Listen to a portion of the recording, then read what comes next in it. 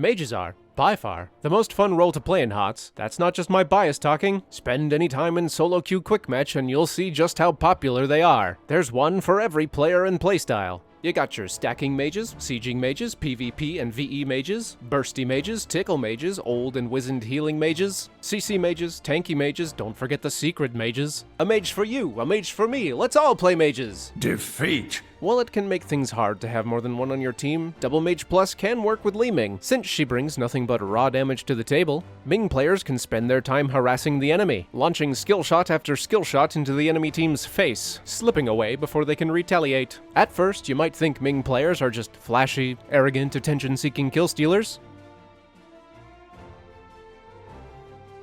But what you call theft, they call winning. To be fair, it's not as easy as it looks. Ming spells are powerful, but do come with some drawbacks. Every spell is a skill shot and can be blocked by any body, building, or beetle that gets in the way. This naturally encourages Ming players to stand forward and to the side of an engagement, in an attempt to get damage around a tank or minion wave. For any other squishy damage dealer, that's known as out of position, and it's still not that safe for Li Ming. She is the embodiment of a glass cannon, ready to explode. One way or another, there is a very real pressure to perform on this hero. Wow, you got the shiniest damage numbers, good for you. But if you're not confirming those kills, you might as well go orb some towers. And if you're sieging on Li Ming, you should have just picked another hero. Not that she can't, it's just not what she was made to do. Li Ming lives for the teamfights. More specifically, to end them. Her trait, Critical Mass, resets every single ability she has after getting a takedown. Every single one. A single pick can snowball into a game-ending team wipe. You know, as long as you don't miss.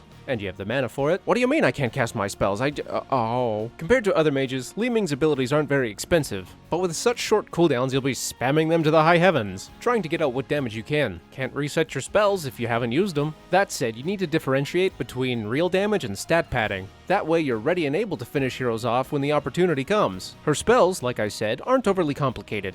Li Ming's Q, Magic Missiles, fires 3 damaging projectiles, each dealing its own instance of damage. Great for tunneling into a single target, or doing a little bit of damage to 3 targets. The missiles deal half damage to structures, but don't let that stop you.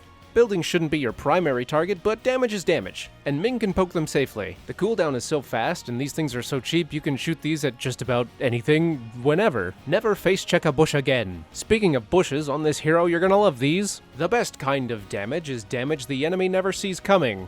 Arcane Orb is a conical skill shot that fires an expanding orb that explodes on contact with any target. The spell gets bigger, the further away from Ming it gets. The bigger the ball, the bigger the boom. So you're trying to orb at max range for the most damage, and though it's not the slowest skill shot, it's pretty hard to miss. Visually, this hero's been out for almost 10 years. People are expecting your balls. Good luck hitting aware or mobile targets. Throwing them through bushes or across terrain is a great way to guarantee damage. Can't dodge what you can't see. With a good eye and a bit of practice, you can thread the needle between minions and heroes to get the orb onto the backline. But if you're having trouble getting orbs downrange and there's no bushes to be found, fret not. Teleport can be used to get a better angle or just a bit more distance to get your orbs on target. This simple movement ability has many uses. By far the most useful spell Ming has. When used, Teleport teleports Li Ming a short direction in wherever you're aiming. Use it to dodge skill shots, escape ganks, teleport over walls, get a better angle for your spells, chase people down. There are so many ways to use this spell. It can even be used as a finisher if you take the right talents. Normally I don't talk about talents in these videos, but Calamity is special. Putting damage on Teleport completely changes Li Ming's playstyle, going from an aggressive poke mage to an equally aggressive finisher. Having Calamity will stop you from using Teleport in a more utilitarian way. At the same time, it's a far more reliable way to end fights, as the damage cannot be body blocked, and heroes tend to group together. If you're tired of things getting in the way, Disintegrate is a fantastic ult, providing Ming with a much-needed piercing AoE spell at long range. This channeled spell roots Li Ming for 2.6 seconds. And it's more damage. It just does more damage. The benefit here is this spell can't be body blocked and can be aimed freely with the mouse. Great for focusing even more damage on target or scanning for stealthies. Wave of Force is Li Ming's highest cooldown ability at a whopping 30 seconds. It's a, say it with me, AoE damage spell that knocks targets away from the center of the circle. This is the only bit of crowd control Li Ming has. And again, simple spell, many uses. Knock a tank out of position, get the minions out of your way, push people into your spells, push people out of your spells. The possibilities are endless. Li Ming does damage.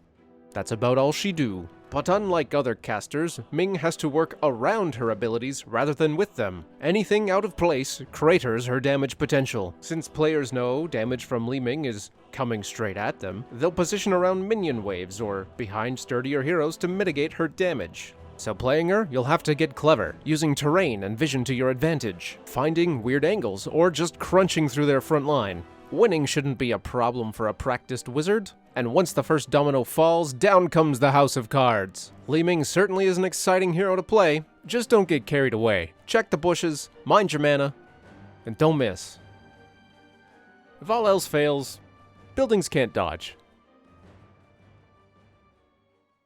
Thanks for watching. If you made it this far, consider subscribing. We're almost at 5,000. Oh, isn't that neat? And before you shower me with money and praise, YouTube sucks. I want to keep doing this, but I don't want to support data-hungry corporations. So if you do want more of this and want to support the channel, please, Patreon is the way to do it. Your generosity goes a lot farther there and takes money away from YouTube. Win-win. Not only that, but if I can reach $1,000 a month, I can take ads off my channel.